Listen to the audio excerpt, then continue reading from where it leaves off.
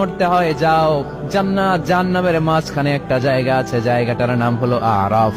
এই আরাফের মধ্যখানে যে দাঁড়া, ওখানে যে মালাকুল মউত কাঁপতে থাকবে। মালাকুল মউত বলবে, আল্লাহ সৃষ্টির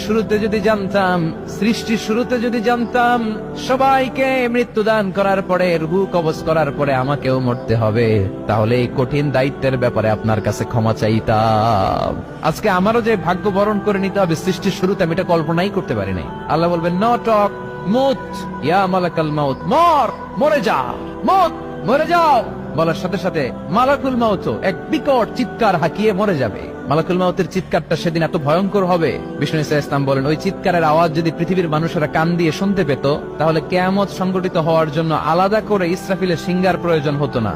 ওই চিৎকারের আওয়াজে প্রতিটা মানুষ কানের পর্দা ফেটে ওই জায়গায় লাশ হয়ে পড়ে যেত। এবার ডানে বায়ে সামনে পেছনে উপরে নিচে কেউ নাই, একজন ছাড়া। জোরে বলতে হবে, তিনি কে?